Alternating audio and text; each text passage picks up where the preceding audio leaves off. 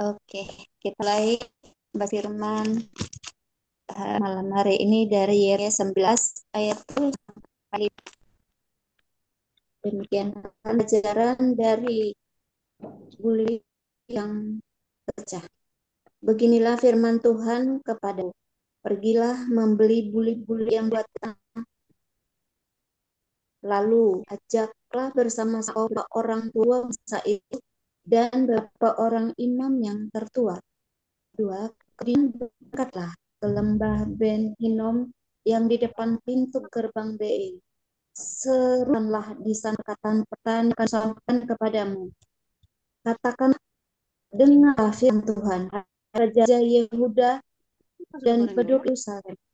Begitu firman Tuhan semesta alam, Allah Israel. Sesungguhnya aku akan datangkan malapetaka kepada tempat ini, sehingga telinga orang yang mendengarnya mendenging, sebab mereka meninggalkan aku, telah memberikan tempat ini ke Allah asing, dan telah membakar korban di sini pada Allah lain yang tidak kenal oleh mereka sendiri, dan oleh nenek moyang mereka, dan oleh raja-raja Yehuda.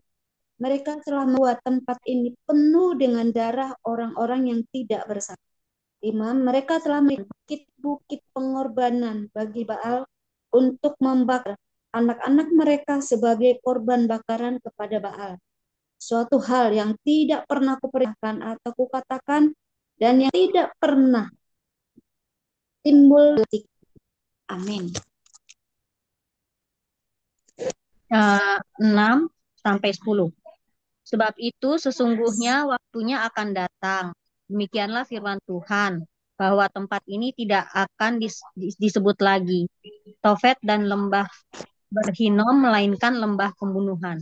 7. Aku akan menggagalkan rancangan Yehuda dan Yerusalem di tempat ini, dan aku akan membuat mereka rebah oleh pedang di depan musuh mereka, dan oleh tangan orang-orang yang ingin mencabut nyawa mereka. Aku akan membiarkan mayat-mayat mereka dimakan oleh burung-burung di udara dan oleh binatang-binatang di bumi. 8. Aku akan membuat kota ini menjadi kengerian dan menjadi sasaran Suitan. Setiap orang yang melewatinya akan merasa ngeri dan bersuit karena segala pukulan yang dideritanya. 9. Aku akan membuat mereka memakan daging anak-anaknya laki-laki dan daging anak-anaknya perempuan. Dan setiap orang memakan daging temannya dalam keadaan susah dan sulit yang ditimbulkan musuhnya kepada mereka dan oleh orang-orang yang ingin mencabut nyawa mereka. 10. Selanjutnya pecahkanlah buli-buli itu di depan mata orang-orang yang turut bersama-sama engkau. Amin.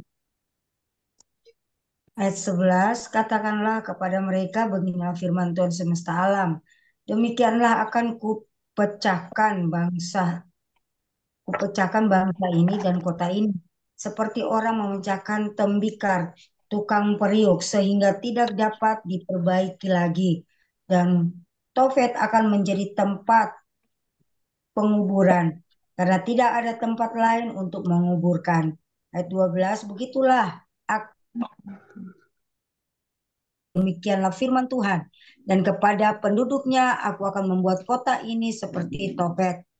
Ayat 13, rumah-rumah Yerusalem dan rumah-rumah para raja Yehuda akan menjadi najis seperti tempat Tofet, yakni segala rumah yang ada di atas sotonya orang membakar korban kepada segala tentara langit dan mempersembahkan korban curahan kepada Allah lain. Ke-14, ketika Yeremia pulang dari Tofet ke mana Tuhan telah mengutusnya untuk bernubuat, berdirilah ia di pelataran rumah Tuhan dan berkata kepada segenap orang banyak.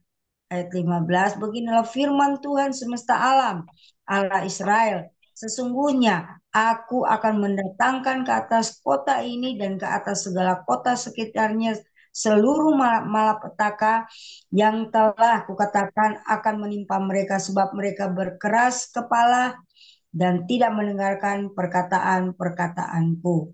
Amin. Pasal 20, kutuk atas Pasur karena memenjarakan Yeremia. Pasur bin Immer, imam yang pada waktu itu menjabat kepala di rumah Tuhan, Mendengar Yeremia menubuatkan perkataan-perkataan itu. Ayat 2. Lalu Pasur memukul Nabi Yeremia dan memasungkan dia di pintu gerbang Benyamin yang ada di atas rumah Tuhan. 3. Tetapi ketika Pasur keesokan hari ia mengeluarkan Yeremia dari pasungan itu, berkatalah Yeremia kepadanya, Tuhan akan menyebut namamu bukan Pasur, melainkan kegentaran dari segala jurusan. 4.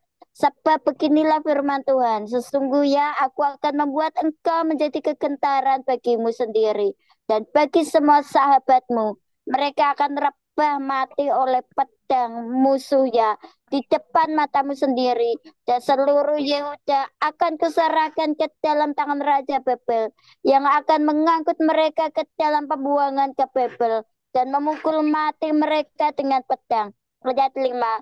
Juga harta benda kota ini, segala hasil jerih payahnya, segala barangnya yang berharga, dan segala barang perbendaharaan raja-raja Yehuda akan kuserahkan ke dalam tangan musuhnya, yang akan menjara, mengumpulkan, dan membawa semuanya itu ke Babel.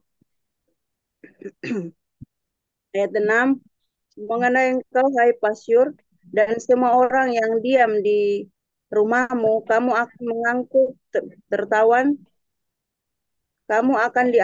tertawan, engkau akan sampai ke Babel dan akan mati di sana dan akan dikuburkan di sana. Engkau ini dengan semua sahabatmu yang kepadanya engkau telah berbuat palsu. Keluh kesah Yeremia akibat tekanan jabatannya. Ayat 7.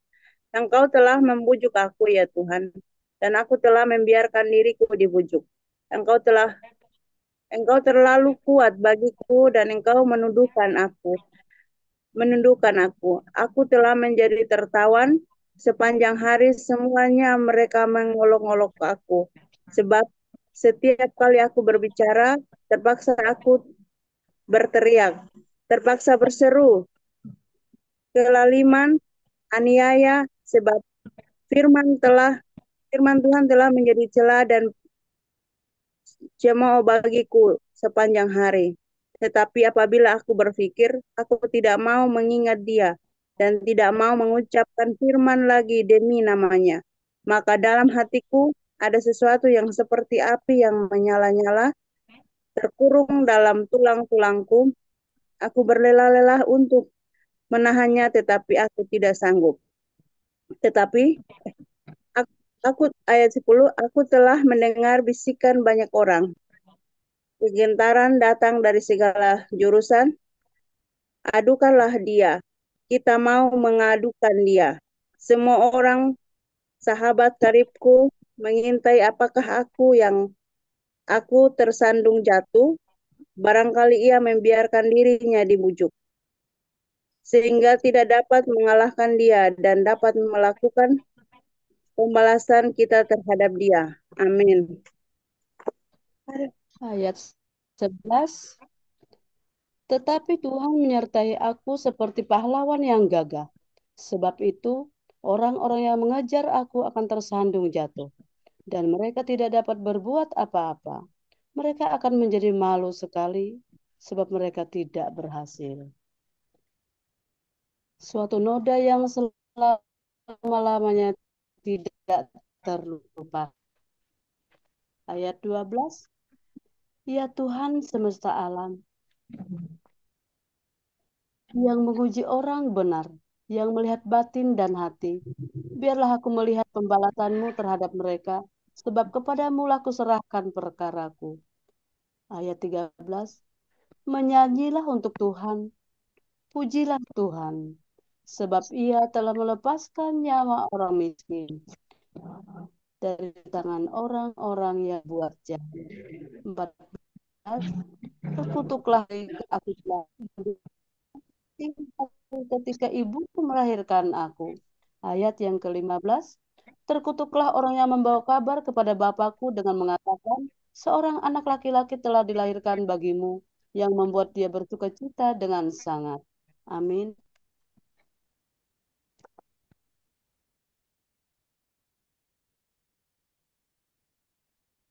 Bu Sandra ya. pada waktu tengah hari. Karena hari itu tidak membunuh aku selagi di kandungan, sehingga ibuku menjadi kuburanku dan ia mengandung untuk selamanya. Mengapa gerangan aku keluar dari kandungan, melihat kesusahan dan kedukaan, sehingga hari-hariku habis berlalu dalam malu. Pasal 21, pembuangan Raja Sedekia diberitahukan. Firman yang datang dari Tuhan kepada Yeremia ketika Raja Sedekia mengutus Asihur bin Malkia dan Imam Sefanya bin Maaseya kepadanya dengan pesan, tanyakanlah kiranya petunjuk Tuhan untuk kami, sebab Nebukadnezar Raja Babel memerangi kami. Barangkali Tuhan mau melakukan kepada kami tepat seperti perbuatan-perbuatannya yang ajaib, sehingga Nebukadnezar mundur meninggalkan kami. Amin. Ayat 3, kata Yeremia kepada mereka, beginilah kamu katakan kepada Sedekia. 4, beginilah firman Tuhan Allah Israel, sesungguhnya aku akan membalikan senjata perang yang kamu pegang, yang kamu pakai berperang melawan Raja Babel dan melawan orang-orang Kasdim, yang mengepung kamu dari luar tembok, aku akan mengumpulkannya ke dalam kota ini. 5, aku sendiri akan berperang melawan kamu dengan tangan yang teranjung, dengan lengan yang kuat, dengan murka, dengan kehangatan amarah, dan dengan kegusaran yang besar. 6, aku akan memukul penduduk kota ini, baik manusia maupun binatang, mereka akan mati oleh penyakit sampar yang hebat. 7, sesudah itu demikianlah firman Tuhan, maka Zedekia Raja Yehuda dan pegawai-pegawainya dan rakyat di kota ini yang masih tinggal hidup dari penyakit sampar, dari pedang dan dari kelaparan, akan kuserahkan ke dalam tangan Nebukadnezar, Raja Babel, yaitu ke dalam tangan musuh mereka, yang berusaha mencabut nyawa mereka. Orang akan memukul mati mereka dengan mata pedang, tanpa merasa sayang, tanpa belas kasihan, dan tanpa ampun. Amin.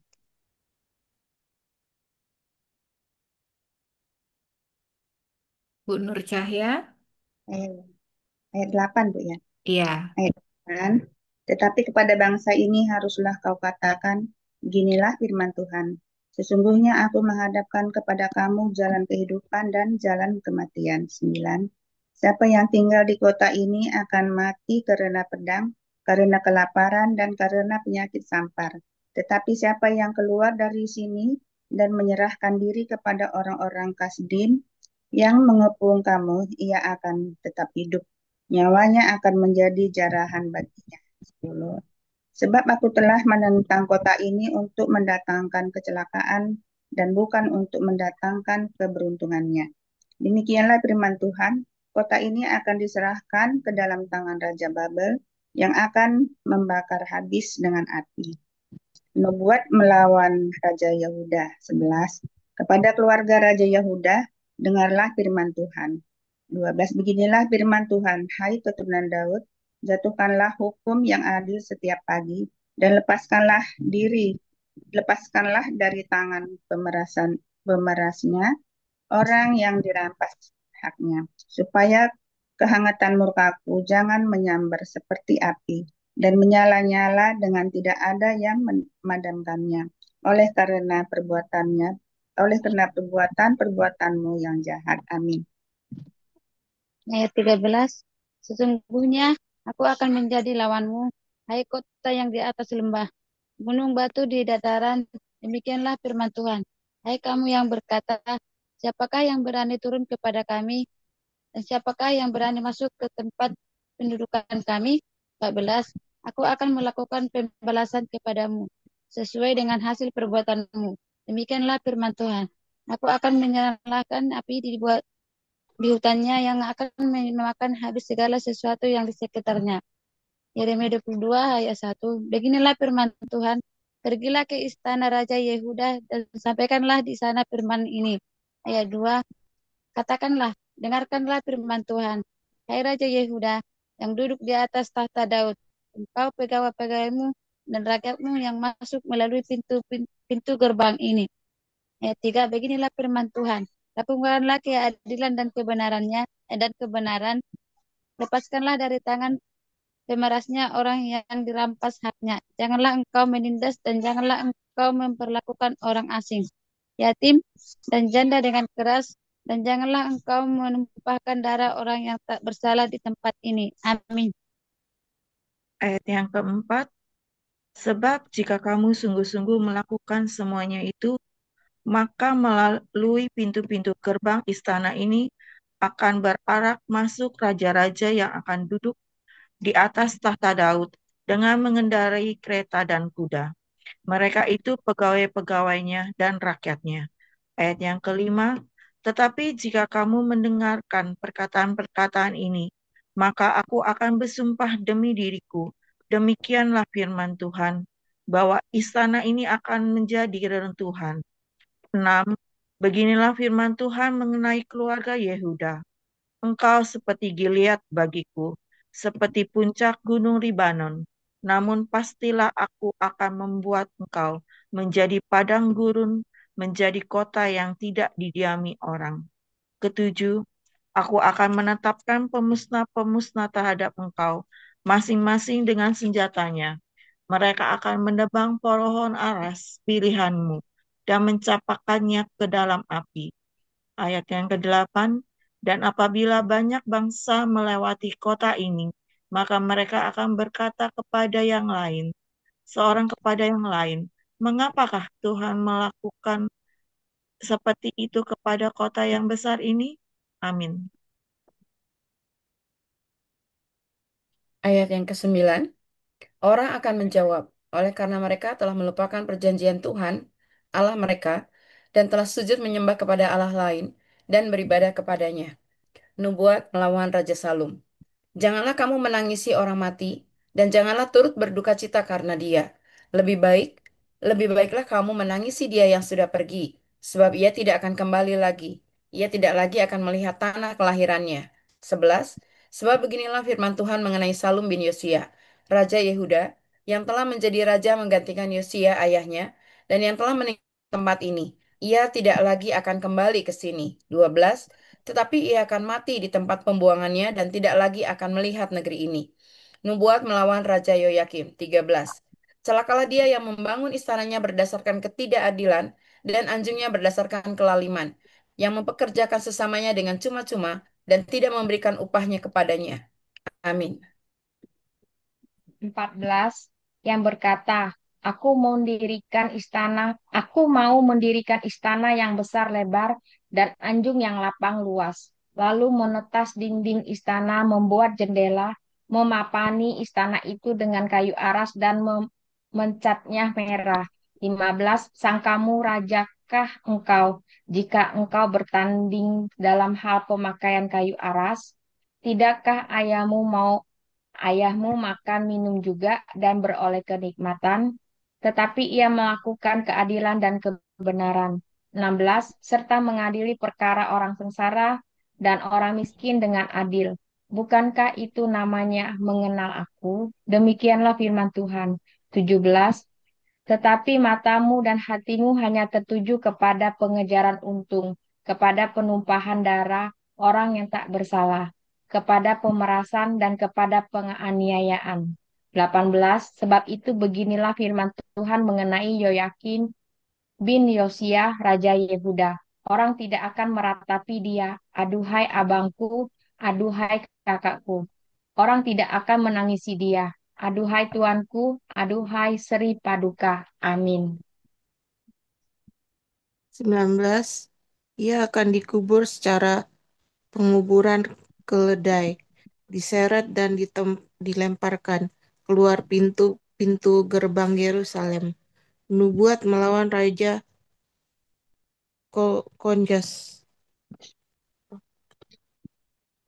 Konya. 20. Naiklah ke gunung Libanon dan berteriaklah. Perdengarkanlah suaramu di pegunungan Basan. Berteriaklah dari pegunungan Abarim, sebab semua kekasihmu sudah hancur. 21. Aku telah berbicara kepadamu selagi engkau sentosa, tetapi engkau berkata, aku tidak mau mendengarkan. Itulah tindak lakumu dari sejak masa mudamu, sebab engkau tidak mau mendengarkan suaraku. 22. Semua orang yang mengembalakan kamu akan dihalau angin ribut, dan para kekasihmu akan tertawa, diangkut tertawan. Pada waktu itu engkau akan menjadi malu dan bernoda dari sebab segala kejahatan. 23. Hai engkau yang diam di gunung Libanon dan yang bersarang di pohon-pohon aras, betapa engkau akan mengeluh karena kesakitan menimpa engkau, kesakitan seperti yang ditanggung perempuan yang melahirkan. Amin. 24. Demi aku yang hidup, demikianlah firman Tuhan. Bahkan, sekalipun Konya bin Yoyakim, Raja Yehuda adalah sebagai cincin materai pada tangan kananku, namun aku akan mencabut engkau. 25. Aku akan menyerahkan engkau ke dalam tangan orang-orang yang berusaha mencabut nyawamu, ke dalam tangan orang-orang yang engkau takuti, ke dalam tangan Nebukadnezar, Raja Babel, dan ke dalam tangan orang-orang Kasdim. 26. Aku akan melemparkan engkau serta ibumu yang melahirkan engkau ke negeri lain, yang bukan tempat kelahiranmu. Di sanalah kamu akan mati. 27. Tetapi ke negeri yang mereka rindukan untuk kembali ke situ, mereka tidak akan kembali. 28. Adakah konya ini suatu benda yang hina, yang akan dipecahkan orang, atau suatu periuk yang tidak disukai orang? Mengapakah ia dicampakkan dan dilemparkan ke negeri yang tidak dikenalnya? Amin. Ayat 29. Hai negeri, negeri, negeri, dengarlah firman Tuhan. Beginilah firman Tuhan, catatlah orang ini sebagai orang tak punya, sebagai laki-laki yang tak pernah berhasil dalam hidupnya, seorang dari keturunannya tidak akan berhasil duduk tahta Daud dan memerintah kembali di Yehuda. Amin. Amin. Baik ibu-ibu, kita sudah selesai membaca. Kita akan bersaat teduh ya, diiringi musik rohani. Kita akan meminta tuntunan Roh Kudus untuk menanamkan suatu rema yang siap kita bagikan satu sama lain.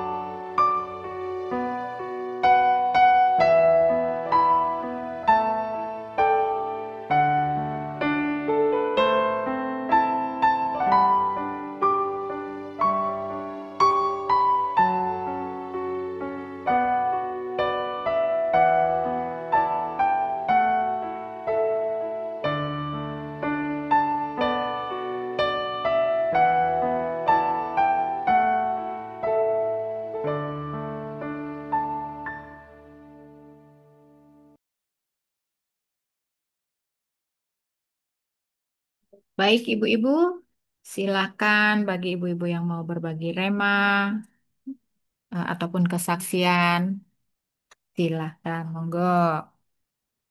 Siapa yang mau memulai?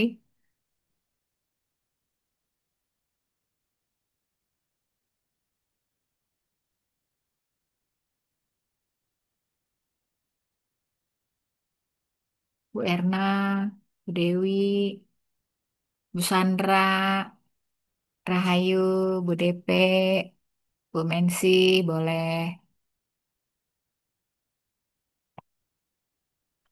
Ya, saya ya Ibu. Ya, boleh Bu Erna, monggo. Ya, ya, ini sangat memberkati saya ya di pasal 10, Yeremia pasal 20 ayatnya yang ke-11 dan ayatnya yang ke-12. Tetapi Tuhan menyertai aku seperti pahlawan yang gagah. Sebab itu orang-orang yang mengejar aku akan tersandung jatuh dan mereka tidak dapat berbuat apa-apa. Mereka akan menjadi malu sekali sebab mereka tidak berhasil. Suatu noda yang selama-lamanya tidak terlupakan. Ayat 12, ya Tuhan semesta alam yang menguji orang benar, yang melihat batin dan hati. Biarlah aku melihat pembalasan-Mu terhadap mereka sebab kepadamulah kuserahkan perkaraku. Wow, ini hal yang luar biasa untuk saya sendiri secara pribadi ya. Dan saya alami itu, ini keluh kesah Yeremia akibat tekanan jabatannya ya. Jadi dia ada di satu tempat yang dia punya satu jabatan, tapi ada banyak hal yang dia alami. Ada banyak hal yang dia alami dalam kehidupan dia, dalam kepemimpinannya mungkin seperti itu. Dan saya pernah alami itu dengan suami dan wow, maksudnya itu tidak tidak gampang ya. Ada rekan atau orang-orang yang kita percayai atau mau dibilang juga pemimpin, tapi mempunyai pikiran yang jahat terhadap kita. Padahal mau dibilang kita sama-sama hamba Tuhan, rekan dalam kalau di luar ya kita maklumi lah orang yang belum mengenal Tuhan seperti itu. Tapi yang saya alami itu kita sama-sama rekan dalam melayani Tuhan, tapi ada seperti itu, bahkan mempunyai niat yang sangat jahat terhadap saya dengan suami. Tapi ya itulah ketika kita mempunyai hati yang tulus dalam melayani Tuhan, hati yang sungguh-sungguh berserah kepada Tuhan dan terus mengandalkan Tuhan, kita nggak perlu membela diri kita. Dan itu yang saya alami dari suami. Jadi kebenaran itu tidak perlu dibela.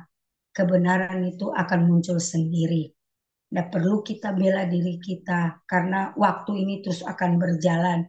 Dan itu saya melihat dengan mata kepala saya sendiri dan itu yang saya alami. Banyak hal, saya bilang ini Tuhan, saya bukan orang kaya. Saya tidak punya harta kekayaan dengan keluarga, tapi kami punya talenta, kami punya karunia yang Tuhan kasih, itu yang bisa kami berikan untuk Tuhan selama kami hidup. Dan lewat semua talenta, lewat apa yang kami punya itu, orang juga kadang-kadang tidak suka dengan kami. Padahal kami ini punya apa gitu. Kami punya apa gitu. Saya kadang-kadang ngomong sama suami ya, kita tidak punya apa-apa saja.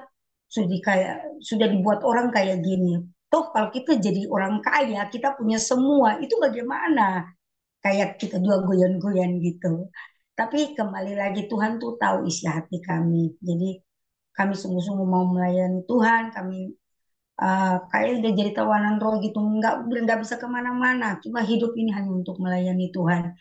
Kadang, bukan kadang, pernah kami, udahlah kita nggak usah melayani Tuhan. Karena ya itu tanda kutip orang-orang yang ada bersama-sama kita tuh Kalau di luar orang kira kayak malaikat, padahal terbalik apa yang kita alami. Dan mereka tahu firman Tuhan, bahkan mereka orang-orang yang luar biasa yang bisa menyampaikan firman Tuhan dan ada banyak hal yang mereka lakukan. Tapi dalam tanda kutip lagi, mereka tidak bisa menghidupi firman itu sendiri. Jadi saya cuman bersyukur kepada Tuhan bahwa sampai hari ini, walaupun saya jauh dari keluarga, saya ada di tanah orang, maksudnya di rantau orang, tapi saya masih tetap setia melayani Tuhan. Saya masih tetap ada di relnya Tuhan. Saya tetap ada dalam panggilan Tuhan dan saya dengan suami berkeputusan sampai Tuhan memanggil kami akan tetap melayani. Entah itu orang mau buat apa seperti untuk kami sekeluarga atau untuk kami secara pribadi, itu urusan mereka dengan Tuhan. Karena kami sudah alami yang ayat 1 dan ayat 11 dan ayat 12 bahwa Tuhan itu melihat hati kita. Tuhan itu tahu orang yang benar, orang yang benar-benar sungguh mengandalkan Tuhan, orang yang hidup kepada Tuhan, berserah penuh pada Tuhan, Tuhan akan bela. Mungkin bukan hari ini, tapi percaya bahwa satu waktu kita akan melihat itu karena saya sudah melihat itu dengan mata kepala saya sendiri. Orang yang rencana jahat, orang yang menikam kami dari belakang, orang yang menghina kami, orang yang menghujat kami tidak membalas, tapi akhirnya hidup mereka kami bisa lihat seperti apa saat ini. Yaitu saja dari saya, Tuhan Yesus berkati. Terima kasih Bu Erna ya. Jadi saya tuh jadi teringat teman saya ya. Jadi dia sebelum bergabung menjadi pengurus di satu gereja, saya tidak sebutkan. Jadi dia punya mimpi, Jol, aku mau menjadi ini, aku mau ikutan jadi pengurus gereja, aku mau daftar. Nah, ceritanya karena gerejanya ini tidak gereja besar ya di Bali, ada di Ubud. Jadi di Ubud itu ada satu gereja, gereja kecil gitu. Akhirnya karena dia sudah lama jemaat di sana dan dia memang orangnya baik sih dari luar dan saya kenal dia dan saya melihat memang dia seorang perempuan dengan hati yang baik menurut saya. Masuklah dia sudah menjadi bagian dari pengurus di gereja itu. Nah, disitulah dia mulai berkeluh kesah. Wih, gila Joli, ngeri banget. Ternyata politiknya banyak banget. Ternyata seperti neraka di luar dugaanku. Padahal aku maksudnya itu mau ikut pelayanan itu, Joli. Karena aku melihat kalau kita pelayanan di dalam Tuhan akan begini. Jadi dia sudah berpikir yang luar biasa, yang bagus-bagus ya. Maksudnya yang positif. Pelayanan ya pelayanan gitu. Gak ada yang namanya politik-politik, tikung menikung, menjelekkan, menjatuhkan satu sama lain itu gak ada. Bersaing itu nggak ada. Nah, karena dia melihat hal itu, akhirnya dia belum ada 3 bulan dia memutuskan untuk keluar karena dia bilang ini, yang ada aku nanti gila di situ dan aku berdosa sekali. Akhirnya dia keluar ya. Jadi ya gitu ya ibu-ibu ya, seperti juga Bu Erna ya. Kadang kita orang orang di luar gitu ya, di luar kepengurusan baik itu di dalam gereja kita nggak melihat ya. Sama kita semua melihat hal yang spiritual kerohanian itu semua pengurusnya, semua orang bahkan di mimbar semua terlihat rohani. Tapi kalau sudah masuk kecimpung di dalamnya ya yang pernah punya pengalaman lah ya, yang tahu ya seperti tadi Bu Erna ya sesama hamba Tuhan itu bisa bisa melakukan hal-hal yang jahat ya, bisa melakukan tikung menikung, menusuk dari belakang ya. Bukan hanya itu saja, mungkin ada di satu komunitas yang mungkin sudah besar, tikung menikung itu terjadi, jatuh menjatuhkan terjadi karena ada satu kepentingan-kepentingan yang mungkin itu tadi jabatan tadi itu ya. Nah, ini tadi karena ada jabatan ya, jadi orientasinya sudah bukan lagi Tuhan tetapi jabatan. Ya, karena jabatan sehingga ya itu tadi eh, terjadilah niat-niat jahat yang tadi itu yang saling menjatuhkan satu sama lain ya. Tadi Bu Erna bilang bahwa kebenaran itu tidak dibela karena waktulah yang akan membuktikan. Seperti itu ya. Kita ibu-ibu janganlah kita masuk di dalam itu.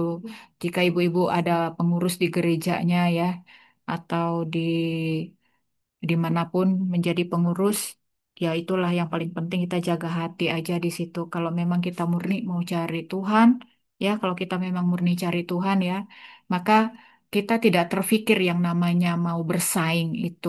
Untuk apa sih gitu ya? Kecuali minta maaf ya, mungkin di dunia pekerjaan beda.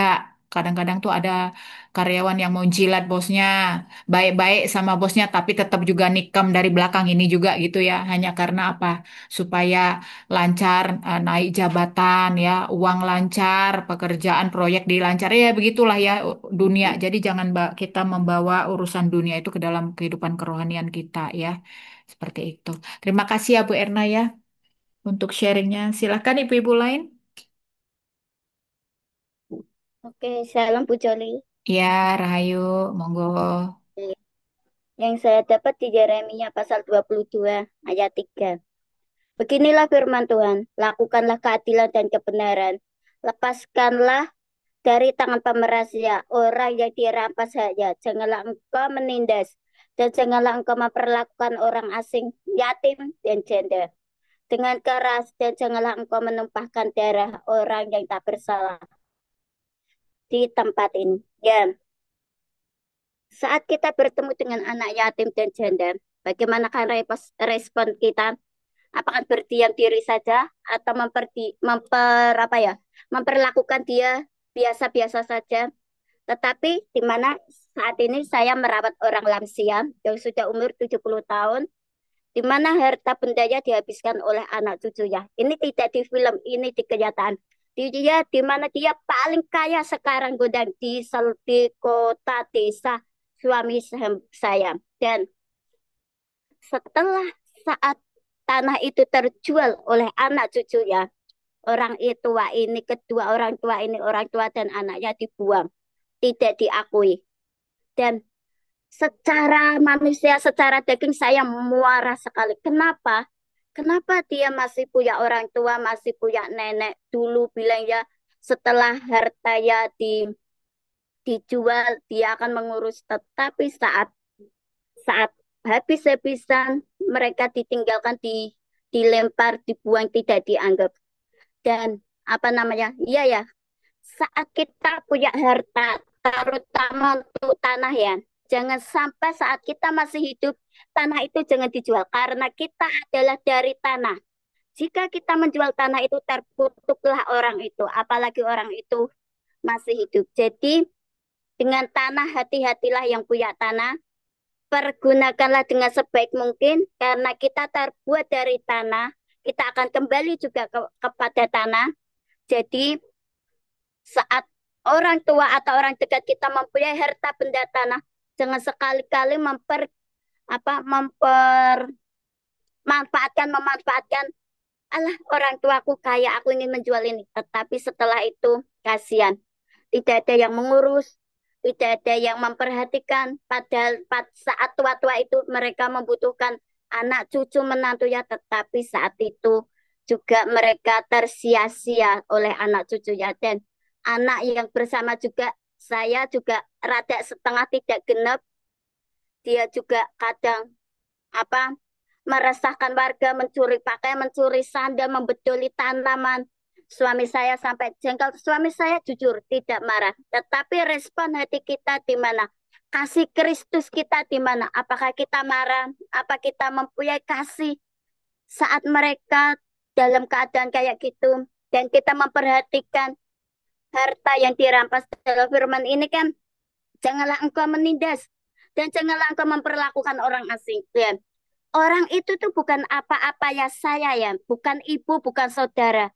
Tetapi saat mereka dititipkan ke sini, saat mereka apalagi dia tidak pernah dikirimi uang sama sekali, tidak pernah dikirimi makan. Seperti janda Sarfa, seperti yang kemarin Minggu atau Sabtu saya dengar. Memberi dari kekurangan itu adalah sukacita yang besar. Ya, benar. Saya dan suami memberi dari kekurangan kita. Walaupun orang-orang mencibir, orang-orang tidak memperlakukan dengan baik, tetapi kami percaya. Saya dan suami selalu sepakat bergandengan tangan tiap pagi supaya ada terobosan, ada sesuatu yang baik, terutama untuk tempat ya, karena mereka semua orang bertanya gimana ada tempat enggak untuk orang gila. Maaf Bu, kami bisa merawat tetapi tempatnya tidak memadai dan tempatnya tidak cocok. Jadi kami masih berdoa dan bergumul, dan orang-orang bertanya, lah kamu kok mau toh? Apa kamu dibayar sama saudaranya atau keluarganya, tidak. Tetapi kami percaya saat kami di dunia ini kami tidak mencari apa-apa. Tetapi kami mencari mahkota kehidupan, yaitu biar berkenan di surga dan aku mendapatkan rumah di surga. Walaupun di dunia aku tidak mendapatkan rumah, tidak mendapatkan apa-apa. Tetapi aku percaya aku dan suamiku dan anak-anakku, keturunanku akan mendapatkan mahkota kerajaan surga. Itu yang saya sampaikan kepada orang-orang. Terkadang saya terintimidasi. Tetapi suami menguatkan, jangan terintimidasi. Kalau kita mendengarkan arus dunia, mendengarkan orang yang tidak mengenal Tuhan, kita bisa terbawa kalau kita tidak mempunyai keintiman dengan Tuhan, satu intim dengan Tuhan itu kekuatan kita. Dan firman itu harus digemakan setiap hari karena kita hidup di dunia ini karena kekuatan, karena kasih karunia Tuhan, karena anugerah Tuhan, karena itu semua kita tidak ada apa-apanya. Jadi Roh Kudus mengingatkan kita tentang hak anak yatim dan janda ya. Jadi kita memperhatikan mereka bagaimana hidup mereka, apalagi ada yang dikasihkan panti jompo, itu sangat mengerikan sekali. Kita memikirkan nanti kita ke saat tua gimana, tetapi Tuhan Yesus adalah jaminan hidup kita. Jadi kita tidak boleh mengandalkan anak atau manusia. Kita mengandalkan Tuhan Yesus 100%. Itu yang saya dapat, Joli. Terima kasih. Terima kasih Rahayu ya. Seperti kita ketahui ibu-ibu ya, Rahayu kan memang menjaga ODGJ dan lansia ya. Dan saya harus terus tepuk tangan untuk Rahayu dan angkat jempol 10. Kalau ada 10, sayangnya cuma 2 nih ya. Untuk apa yang Rahayu lakukan ya. Tadi dia bilang kan memberi di dalam kekurangan ya. Kadang memberi itu juga memang bukan persoalan duit ya. Tetapi dia memberikan perhatiannya, memberikan dirinya itu untuk merawat mereka, dan saya yakin ya, saya sendiri nggak tahu saya mampu apa nggak, saya nggak tahu ibu-ibu lain mampu nggak melakukan seperti apa yang Rahayu lakukan dengan suaminya ya. Saya melihat di usia yang muda ya, kita sudah lihat wajahnya aja muda ya. Rahayu ini kayaknya paling muda di antara kita. Coba sebentar saya lihat ya, ya. Di Rahayu ini menurut saya anak yang muda, tetapi dia bisa gitu loh. Yang kadang-kadang saya pikir, wow, saya yakin banyak sekali hamba Tuhan di sana yang mungkin luar biasa. Tetapi apakah ada ya? Mungkin banyak juga ya yang benar memiliki hati seperti Rahayu ya. Cuman mungkin belum belum apa belum ketemu kali saya ya. Cuma dari yang saya kenal, Rahayu walaupun dia tidak di mimbar, tidak dikenal banyak orang, tetapi dia sudah melakukan perkara-perkara kecil. Seperti itu luar biasa gitu ya. Tidak bisa semua orang bisa melakukan seperti Rahayu. Jadi saya sering muji dia dan saya kagum sama Rahayu dengan apa yang dia lakukan gitu ya. Walaupun kadang-kadang dia bilang, aduh Bu Joli begini-begini, apa kayak kurang percaya diri. Sebenarnya saya juga yang nggak percaya diri terhadap Rahayu ya. Bukan persoalan kekayaan seseorang, bukan. Tetapi saya melihat persoalan hatinya Rahayu itulah yang membuat saya tuh minder gitu loh. Minder, kenapa bisa seorang Rahayu aja bisa. Saya juga harus belajar dari dia gitu ya. Nah, luar biasa Rahayu ya tadi atas sharingnya. Eh, Kamu dan suami itu perlu saya acungkan jempol karena kalian itu sudah sepakat sehati bahwa kalian itu satu keluarga itu mencari mahkota kehidupan. Dan saya tahu kalian berdua ya suami istri itu memang mempunyai keintiman yang luar biasa dengan Tuhan. Dan saya pun ya pasti dan kita semua itu harus belajar memang dari kehidupannya Rahayu. Ya ibu-ibu suatu hari mudah-mudahan kita bisa bisa ke Jepara, kita bisa melihat pelayanan Rahayu ya karena saya sudah melihat sendiri ke sana dan sudah melihat ODGJ yang dirawat oleh Rahayu dan Rahayu itu tinggal di mana saya sudah lihat gitu. Makanya di situ saya tuh minder dengan apa yang dia lakukan ya, bukan persoalan kekayaan yang saya lihat tetapi apa yang dia lakukan itu menjadi pembelajaran juga untuk saya begitu. Bahwa memberi itu tidak harus kaya raya ya, memberi itu tidak harus perhitungan, tetapi memberi itu justru dari kekurangan. Nah, disitulah kita merasakan sesuatu yang wow banget. Thank you, Rahayu. Apakah ada ibu-ibu lain lagi? Silakan. Halo Neng Ike, mau sharing Kecil-kecil kah? cabai rawit ya. Tapi saya juga belajar loh Bu Joli. Saya belajar waktu sesingkat itu di Semarang. Bukan masalah apa-apanya ya. Saya jujur saya nggak memuji Rahayu nggak, karena yang saya puji adalah memang Tuhan yang besar yang menyertai Rahayu sampai saat ini. Jadi kalau saya yang dibandingkan dengan Rahayu yang umurnya udah banyak, kita juga umurnya mungkin lebih lebih sepuh ya, lebih tua daripada Rahayu ya. Tapi Rahayu ini sudah diizinkan sejak masa mudanya yang di umurnya sekarang ini tuh sudah ditempa Tuhan sedemikian rupa. Jadi itu yang bikin saya belajar.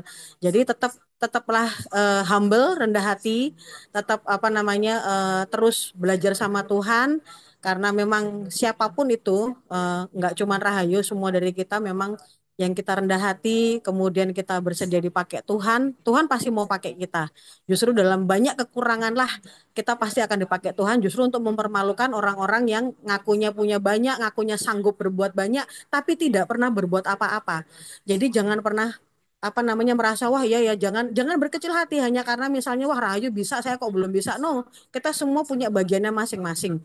Tapi kita sekarang tuh yang penting adalah bagaimana kita mengambil bagian, melaksanakan bagian kita, melakukan bagian kita tuh seporsinya kita sesuai yang Tuhan mau. Itu aja.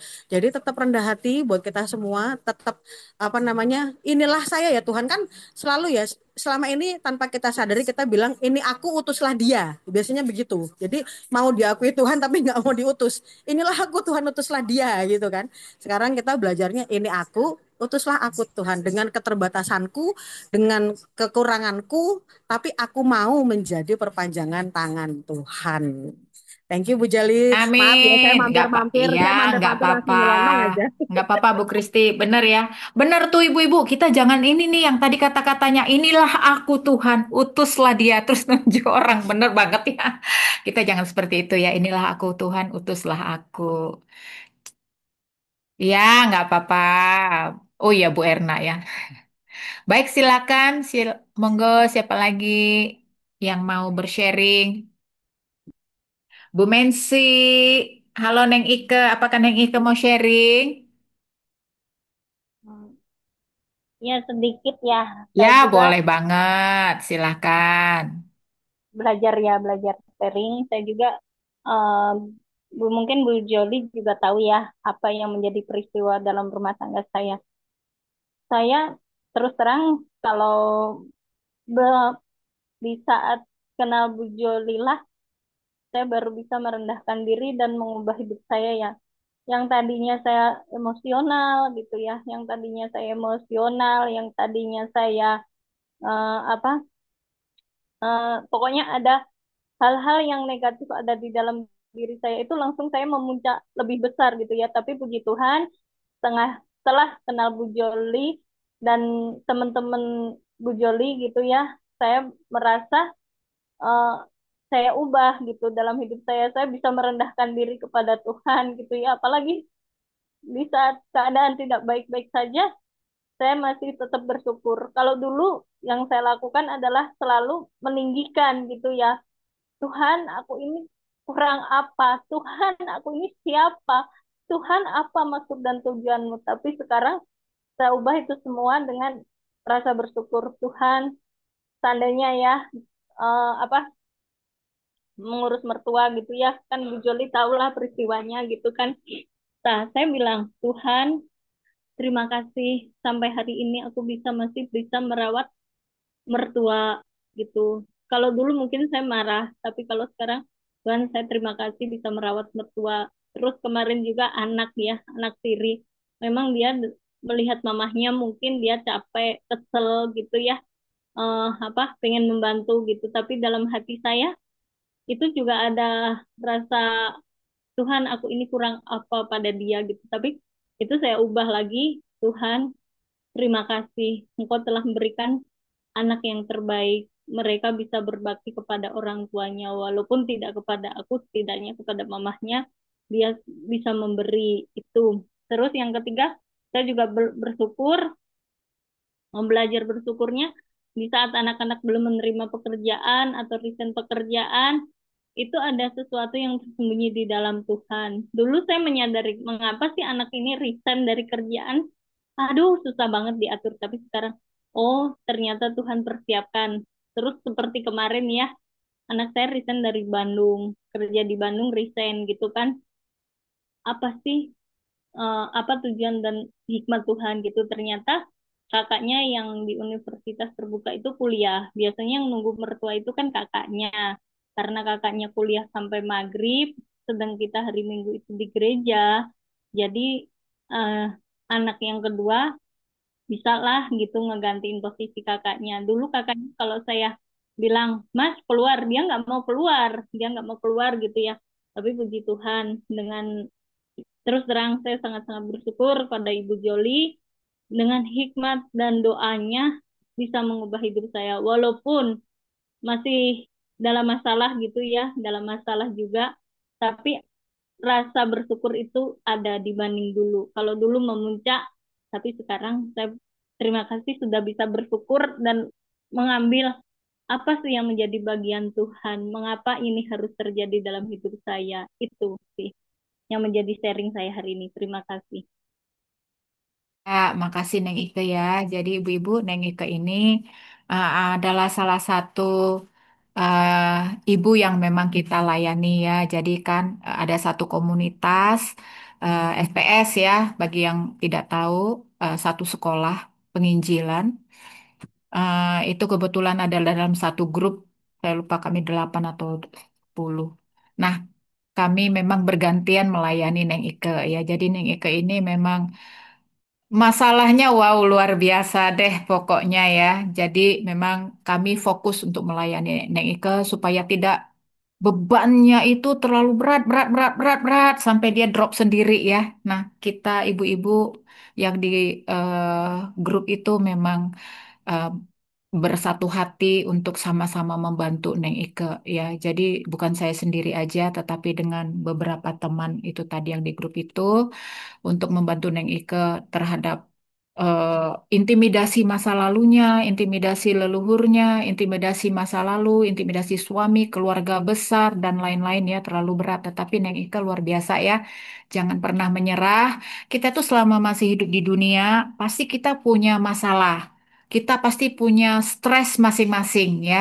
Punya tingkat stresnya ada besar, kecil, tapi pasti kita akan ada mengalami seperti itu. Tetapi bagaimana respon kita dalam mengelola stres itulah yang perlu. Kalau Neng Ike sudah bisa mengucap syukur, mengubah kata-kata negatif menjadi positif itu luar biasa Neng Ike ya. Gak apa-apa, semangat terus Neng Ike. Baik, silakan ibu-ibu yang lain. Apakah ada? Bu DP? Atau Bu Lia dulu deh. Bu Lia mau Oke. sharing kah? Ya ini Boleh. yang ini bener tuh yang tadi aku dengerin Mbak Rahayu, Hmm. terus Ibu Ike, Mbak Ike, ya Ibu Ike, Ibu Rahayu, terus apa semua nih ya, yang apa namanya Ibu Rahayu kan, Mbak Rahayu kan melakukan menjadi pelaku firman Tuhan gitu ya. Eh, Ibu kalau Ibu Ike dalam perjalanan ya lagi berjuang ya istilahnya ya.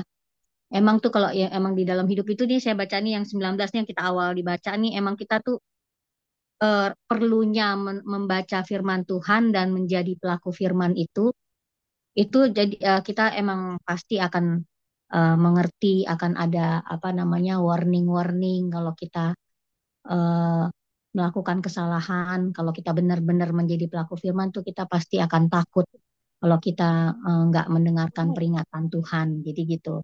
Karena kita tuh semakin sadar kalau kita kalau kita tidak menjadi pelaku firman dan meninggalkan kehidupan eh, apa Kristen kita nih, kehidupan dalam firman ini nih kita pasti punya konsekuensi gitu ya. Konsekuensi itu eh, nyata gitu loh, pelan tapi nyata. Seperti begitu juga kalau kita apa namanya lagi jalan ini, lagi di dalam kehidupan kita sehari-hari ini kita nggak mendapatkan apa yang kita mau gitu misalnya.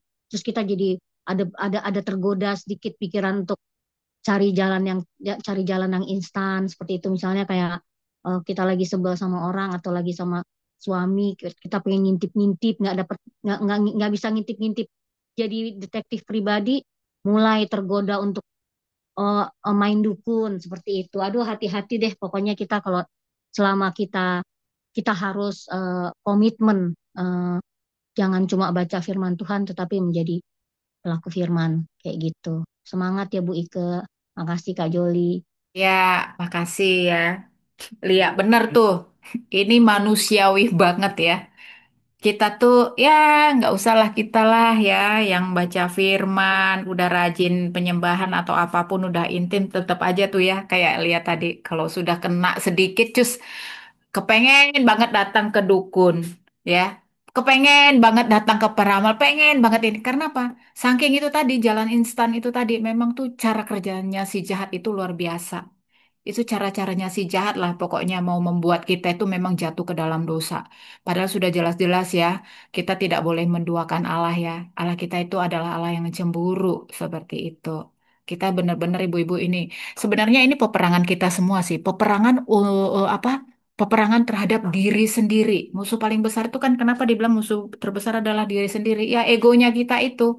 Egonya kita diri kita ini. Makanya saya kadang-kadang ini ada Bu Rahayu. Kemarin waktu pas di Semarang itu saya titip pesan Rahayu, peperangan tertinggi itu adalah diri sendiri gitu. Nah, nanti waktu kamu pulang ke Jepara, kamu akan bertemu orang.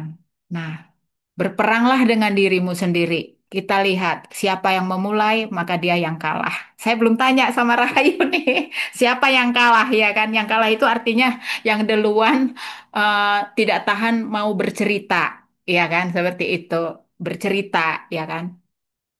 Tapi kalau dia menang, dia bisa tenang dan dia diam. Ah, gitu. Jadi perang-perangan nih sama diri sendiri, ya. Sama seperti kita berperang diri sendiri kan kalau misalnya mungkin misalnya contoh nih, misalnya Dewi nggak cocok nih sama saya. Nah, ini perang-perangan nih. Dewi itu ketika dia jengkel sama saya, dia itu mendiamkan saya atau dia menegur saya. Ini perang-perangan, ya kan? Atau misalnya saya sama Dewi nih, maka saya berperang dengan diri saya sendiri. Jol, lu kan jengkel banget tuh sama si Dewi. Kalau lu menang, ya kan?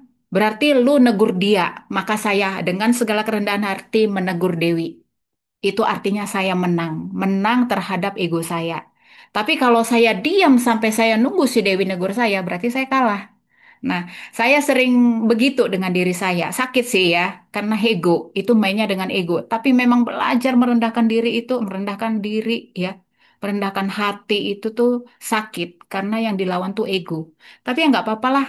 Saya baca firman kok tiap hari gitu. Maka saya berkata pada diri saya, sia-sia baca firman, sia-sia berdoa, sia-sia ngajarin orang rendah hati. Lu sendiri nggak bisa begitu.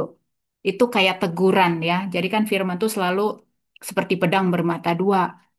Bukan hanya untuk yang mendengarkan saja, tetapi yang mengatakan itu juga teguran sebenarnya. Saya harap kita juga sama seperti itu ibu-ibu ya. Kalau mengalami sesuatu gitu, jangan tunggu-tungguan ya. Belajarlah kita rendah hati seperti itu. Thank you ya, Bu Lia. Siapa lagi? Apakah ada lagi yang mau sharing? Biasanya Bu DP nih. Bu DP mau sharing kah? Yang paling terakhir nih Bu DP nih. Sedikit aja ya. Ah, ah. Oke, saya lihat sebentar. Ini teh mata saya agak sedikit ngantuk ini. 2 hari kemarin lelah banget soalnya kita kan ada sebenarnya bukan wisuda sih kalau disebutnya sekarang ibadah syukur kelulusan. Karena kan kalau di Jawa Barat itu Kang Deddy Mulyadi melarang untuk adanya wisuda anak-anak. Nah, jadi kita ganti nama. Prosesinya sih sama. Cuman ya itu makan waktu terus lumayan sampai suara saya agak serak-serak.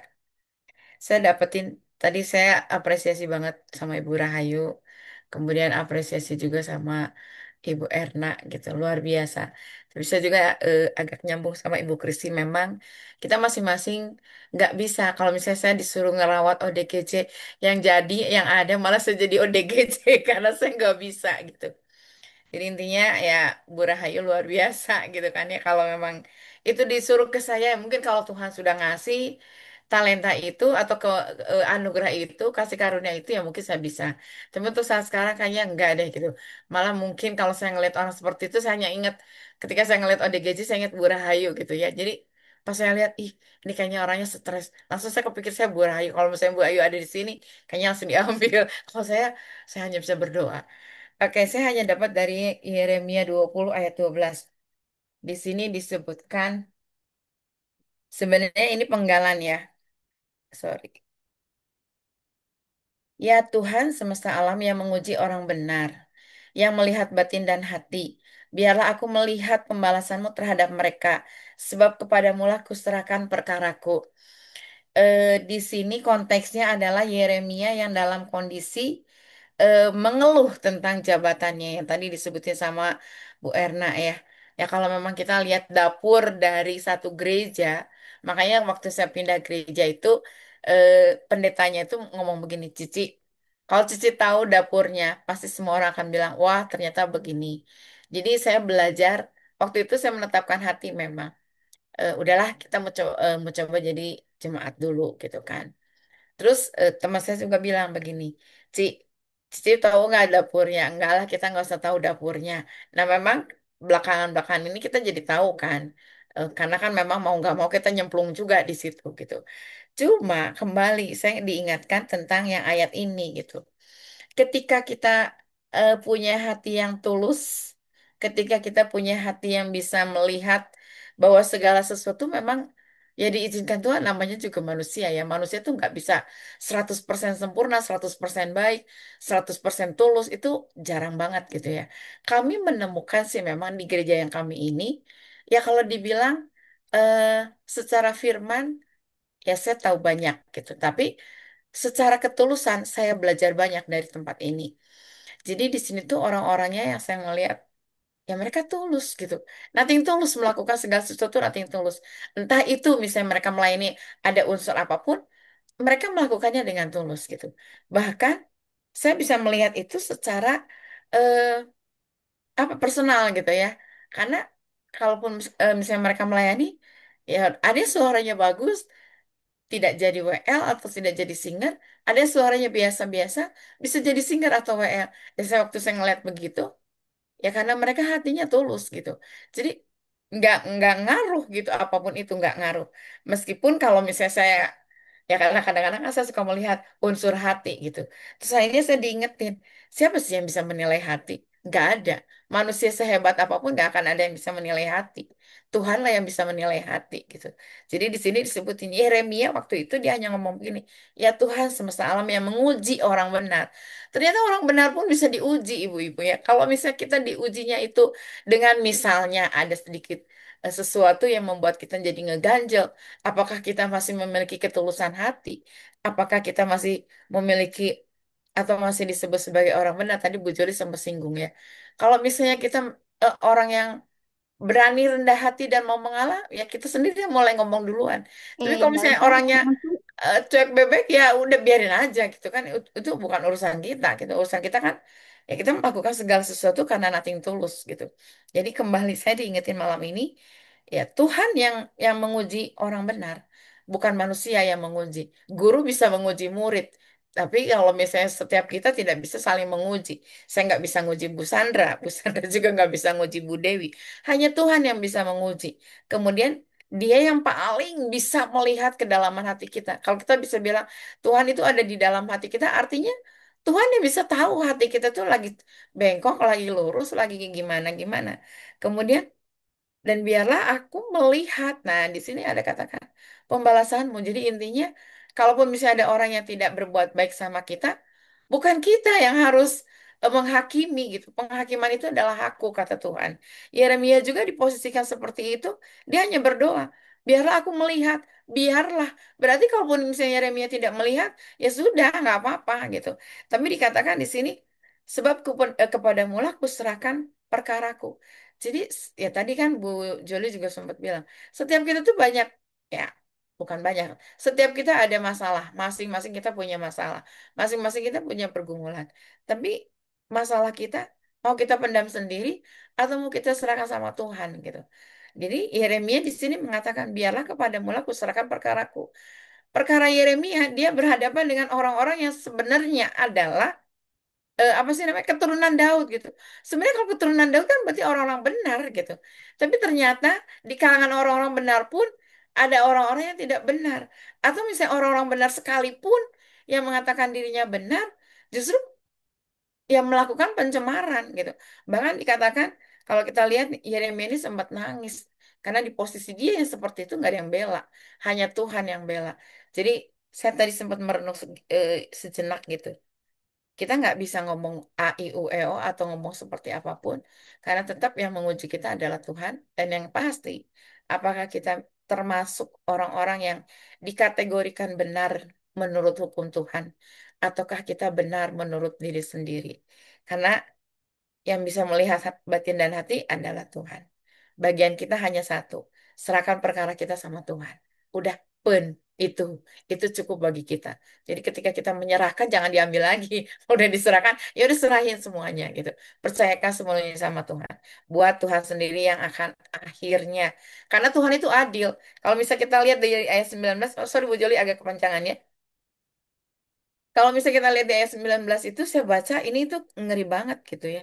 Ketika orang melakukan kejahatan, Tuhan tuh nggak tutup mata gitu. Ketika orang melakukan hal yang tidak adil, Tuhan juga nggak tutup mata. Tetap ada pembalasan karena Tuhan tuh adil. Tapi di balik keadilannya itu Tuhan juga penuh kasih. Tuhan akan memberikan kesempatan kepada setiap kita yang melakukan kesalahan untuk bertobat. Kalau misalnya tidak bertobat, ya keadilan Tuhan akan muncul.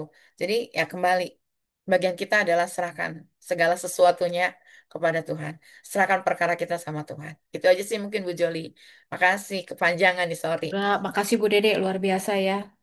Eh, kita semua mengamini dan memang benar bahwa yang melihat hati kita itu dan batin kita memang Tuhan ya. Memang kecenderungan kita manusia ini itu kan memang menghakimi dan selalu mencari pembelaan, pembelaannya selalu dari manusia gitu ya.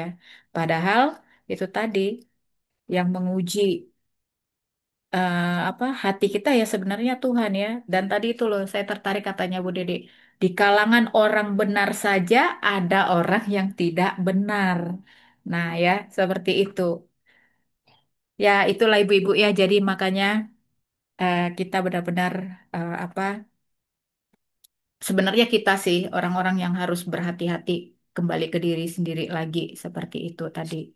Bahwa di kalangan orang benar ada saja orang tidak benar itu benar gitu loh. Jadi benarnya banyak dan itu benar gitu ya. Tetapi itu tadi kita tetap tidak boleh menghakimi ya. Menghakimi seperti yang kata Bu Dede tadi. eh Baik ibu-ibu, apakah ada lagi? Kalau tidak ada, mungkin Bu Sandra bisa doa tutup Bu Sandra. Iya, Bu. Mari kita berdoa. Terima kasih Tuhan, malam hari ini kami sudah merenungkan firman-Mu, membaca dan sharing bersama, berbagi kesaksian atas sungguh indahnya Tuhan, kalau kebenaran itu nyata di dalam setiap kehidupan kami, Bapak. Terima kasih kalau Kau sudah mengajarkan kami tentang kebenaran melalui Nabi Yeremia, Tuhan, bahwa Engkaulah yang melihat hati setiap kami, Tuhan.